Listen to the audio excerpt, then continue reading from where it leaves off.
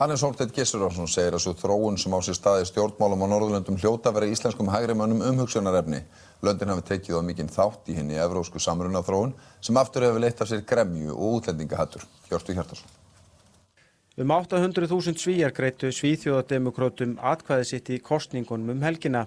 Flokkurinn hefur lengi verið sakaður rasisma og að ala á andúð á útlendingum, en eitt helsta baráttumál flokksins að draga úr flæði innflytjenda til Svíþjóðar.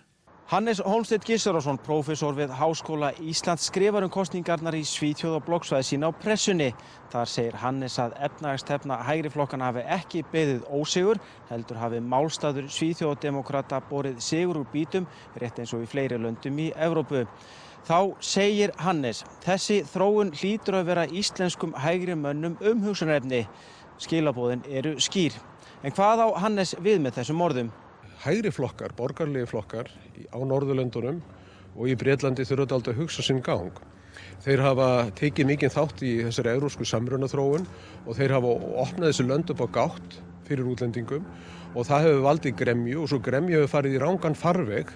Nánar tiltekið í farveg útlendingahatus og ofstækis og það sé vandamál sem verði að taka á. Ég held að geti gert það með því að hægja á þessari samrunaþróun í Evrópusambandinu og með því að hleypa þeim útlendingum inn í þessi lönd sem eiga erindi til okkar. Því að vissulega að bjóða duglegt og hæfileikarögt fólk frá útlöndum velkomið. En vísindismenn og fólk sem vil aðeins lifa á öðrum og fólk sem vil tróða sínum ófrjálslyndu sjónarmið upp á okkur, það á ekki vera velkomið á Íslandi og ekki í þessum löndum og það á að taka miklu strangar á þeim málum heldur en gert hefur verið fram að þessu.